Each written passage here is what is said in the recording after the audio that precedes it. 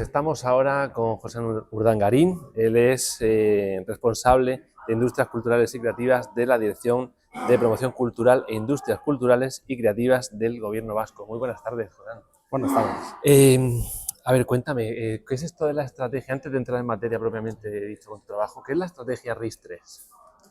La estrategia RIS3 es la estrategia de especialización inteligente y dicho de una manera sencilla es que cada región o cada titular de esta estrategia elige aquellos activos que cree que son los que mejor pueden competir a nivel estatal, a nivel regional o a nivel europeo. Entonces, está basado en especialización inteligente, es decir, tú decides cuáles de los sectores que tú tienes pueden competir mejor y impulsas ese tipo de sectores. Entonces, es una estrategia a nivel europeo que ya ha bajado a nivel estatal y que en principio nosotros estamos desarrollando a través de la innovación. La innovación y también un componente cultural importante. Sí, basado en Euskadi Creativa, que es el grupo de pilotaje, el territorio de oportunidad que tenemos nosotros, es para las industrias culturales y creativas, o mejor dicho, para los sectores culturales y creativos, no solo para las industrias. ¿A qué te refieres, digamos, diferenciando entre industria y sector? El sector es un poco todo el espectro que tenemos que está trabajando en cultura. Ahí tenemos desde asociaciones, ¿sí?, hasta sectores públicos, ¿sí?, de diferentes, desde Diputación, Ayuntamiento, Gobierno Vasco, etcétera, etcétera. Y luego tenemos aquello que se considera empresa. Es decir, aquí hay muchas que no son empresas y las industrias culturales van a ese aspecto de industria, de empresa. Es decir, de empresa ya consolidada, bien sea de una manera cooperativa, pero como empresa. Entonces, el sector es más amplio y por eso nosotros decimos que para hacer una buena estrategia de industrias culturales y creativas tienes que basarte en el sector cultural y creativo, porque también trabaja e incide en que haya más o menos empresas, más o menos industrias. ¿Es la cultura rentable? ¿Es la cultura rentable? A ver, la cultura es un valor público. Entonces, siempre con los sectores culturales que conocemos va a necesitar apoyo, porque es una devolución a la ciudadanía de valores, de creencias, etcétera, etcétera. La cultura puede ser más rentable de lo que es. Es decir, nosotros tenemos un concepto cultural que está evolucionando, ¿sí?, no solo en cultura, también en las creativas, y creemos que se puede desplazar todavía más y hacer más competitiva la cultura. La cultura tiene una devolución, pero también es un input de desarrollo económico. Y esa parte es la que queremos que también se vaya desarrollando para que el propio sector sea más fuerte, sea más estable y vaya creciendo. ¿Con qué iniciativas, digamos, podríamos conseguir eso? Una es un poco lo que parte del Distrito Cultural y Creativo Vasco y otras administraciones también están haciendo, es la de dar más competencias a las empresas y al sector cultural. Más competencias para poder competir, es decir, competir mejor. Hay que tener en cuenta que la cultura se basa en la creación, no solo en la creación, pero también en la creación. Esta creación lo que hace es pone servicios y productos y muchos de ellos son innovadores. Y a veces no aprovechamos ese potencial de innovación para llevarlo a cruzarlo con otros sectores que lo están demandando. Entonces, en ese sentido, por ahí debería, o por ahí creemos nosotros que hay una ruta de crecimiento sin desvirtuar lo que es la cultura. La cultura como tal va a seguir potenciándose y además va a tener que tener apoyos públicos. Pero tiene un recorrido interesante en ese sentido hacia llevar esa innovación y esa creación a otros ámbitos que aparecen menos. Sí, porque cuando hablamos de innovación cultural podemos pensar en un espectáculo transgresor, pero realmente no tiene nada que ver con eso. No tiene por qué. Puede ser Bueno, un si no tiene por qué. espectáculo transgresor y además innovador también, sí. Pero no, la creación en el ámbito cultural lo que hace es nos lleva a formas de expresar unos valores y una devolución a lo que es la sociedad de lo que está pasando, ¿sí?, y muchas veces de una manera crítica también. Vale, hasta ahí vamos bien. Pero la innovación es ir más allá de eso. Es decir, tú puedes hacer una obra y esa obra puede ser repetitiva en el tiempo. Y eso es creación, vas creándola. Pero si tú, una película, ahora le metes una digitalización que hasta ahora no hemos tenido y de pronto haces una reducción de costes en contextos, en edición, por ejemplo, o en postedición, tú lo que estás trayendo es una innovación, en este caso en producto, que lo que va a hacer es que, uno, las películas sean más baratas, dos, se hagan más rápido y tres, las puedas llevar al mercado en menos tiempo. Eso, por ejemplo, es innovación. ¿Sí? Entonces, esta empresa o esta productora que plantea esto también está un poco fijando un nivel de innovación que es estable. Hay empresas que uno de sus ejes es la innovación y hay otras que todavía no. O sea, que lo que hacen es siguen creando, siguen produciendo, siguen poniendo en el mercado servicios y hay otras que van un poco más allá. Entonces, ese es el factor innovador. Cuando vas un poco más allá, probablemente es una mejora para todos. También para la propia empresa que lo hace, pero para otros. Incluso para aquellas que no lo hacen, porque eso es.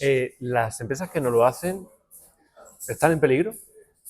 Las empresas que no innovan no es que estén en peligro, tienen el riesgo de quedarse un poco como en un estadio más complejo para sobrevivir después, ¿sí? Porque si tú de pronto tienes este tipo de innovaciones, que esta es tecnológica, pero hay otro tipo de innovaciones también, ¿sí? Que son más sociales o más...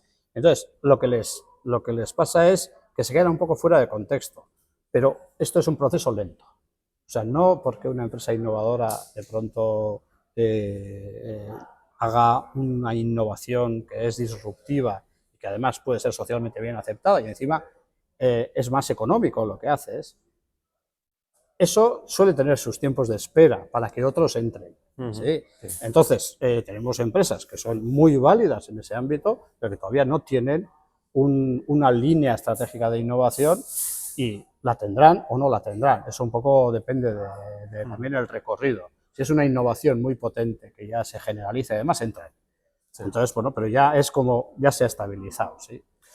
Yo creo que corrígeme si me equivoco, que le ha pasado un poco a la cultura con la innovación precisamente eso, ¿no? Como que al principio, la tecnología, la digitalización, la inteligencia artificial, como que desde el sector cultural, a lo mejor la vertiente más plástica, se le veía como un peligro y sin embargo, en poco tiempo, lo ha abrazado completamente. No sé si sí, lo veis también así. así desde el gobierno vasco. Sí, yo desde el sector también, ¿eh? Es decir, hay temas que a veces se ven como amenazas porque en principio no sabemos cómo van a ir a nivel general. Tú lo ves igual en proyectos pequeños al principio y lo vas viendo.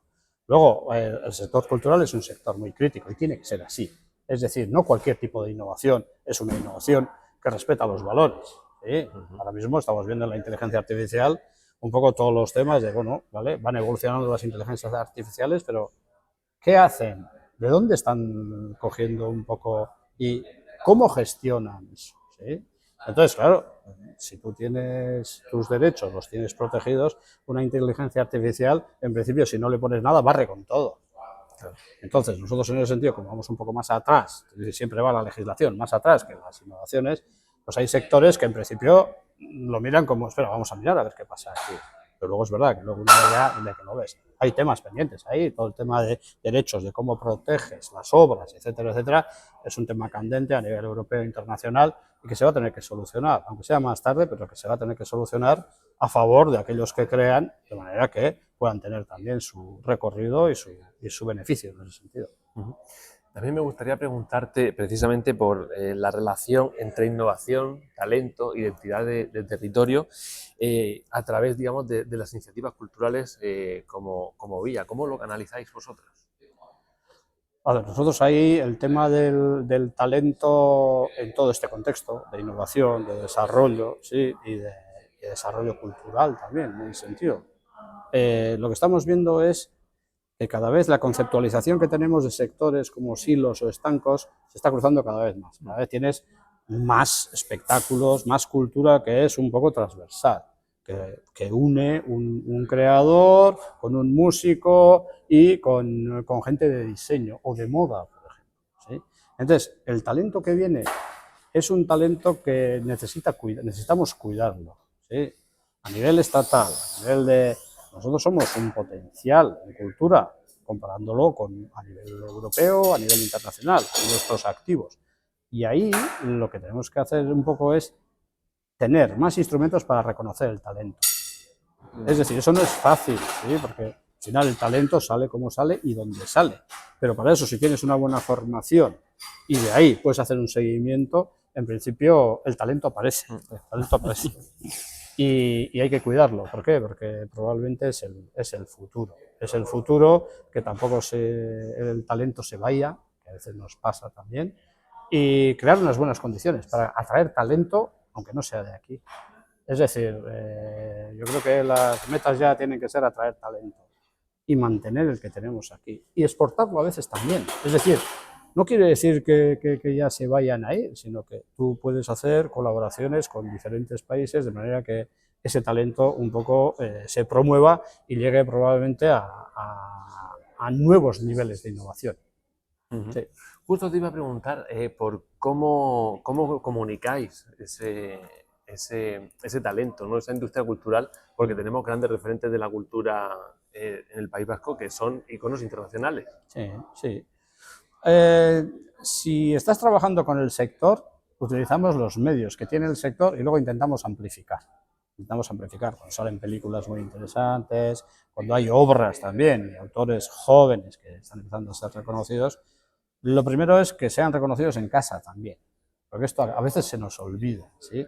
Y luego tenemos todo un despliegue internacional, ahora ya desde el ámbito cultural también, con el Instituto Etxepare, con el Distrito Cultural y Creativo Vasco, que ya tenemos muchas alianzas fuera también. Entonces intentas que todo esto converja de manera que el que al final tiene un mayor eco es el propio creador, la propia empresa o el propio productor.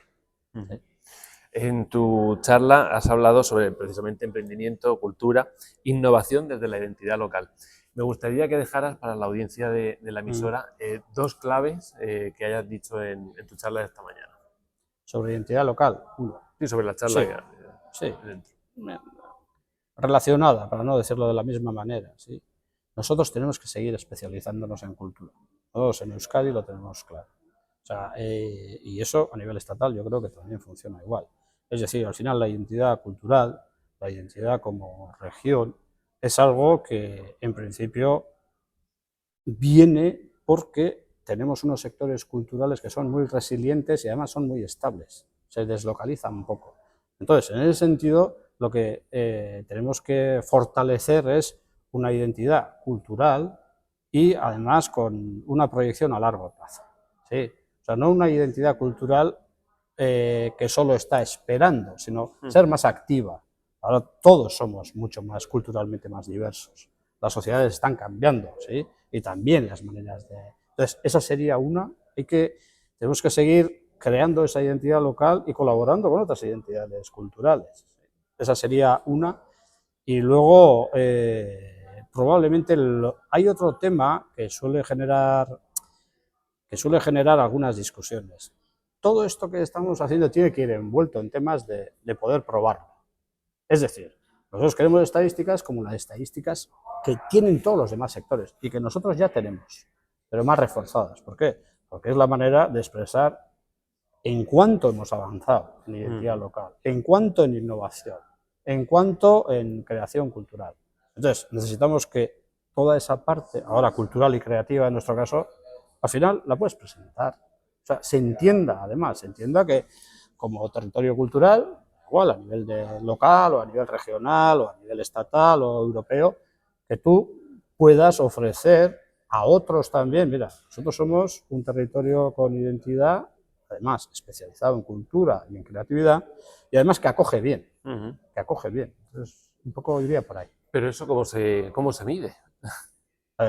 El perimetraje de las industrias culturales y creativas hay que hacerlo estadísticamente. Es decir, nosotros hemos tenido estadísticas culturales tradicionalmente. Creativas ahora tenemos más, pero antes no entraban estas en las estadísticas, por ejemplo, estadísticas de moda, estadísticas de publicidad, de arquitectura. También hay que ponerlas, porque hacen un sector mucho más grande, más potente. Entonces, lo que haces es perimetrar con operaciones estadísticas, pues como pueden ser las de población o las de demografía, y nosotros ya hemos puesto en marcha una serie ya desde hace 4 años, y luego ya haces estudios más puntuales. Pero necesitas datos para defender también las políticas. Pero, por ejemplo, ¿qué datos, por ejemplo, en la industria de la moda, qué datos utilizáis para perimetrar ese sector? Lo primero que hacemos es hablar con el sector, definimos un poco cuáles son los criterios para ser un miembro de esa operación, y entonces pueden ser desde el sector público, es decir, número de asociaciones que están trabajando, hasta número de empresas o autónomos que tienes. Entonces, tú haces esa definición, sacas lo que hay, es decir, todo lo que es el cuadro que te da la información básica, y luego lo que hacemos es encuestarlos cada X tiempo. Y vas pidiendo información sobre qué es lo que hacen, qué facturan, un poco cuáles son sus problemas, cómo se integran, y eso le vas dando forma. Hay estadísticas iniciales, que son las primeras, que son menos estables, pero ya luego se van consolidando y ya puedes dar un poco de función. Pues, José, muchísimas gracias por atendernos. A vosotros, por la invitación y por la cortesía. Está muy interesante, ¿eh? Por eso digo, lo saco de plano, que me gusta el enfoque.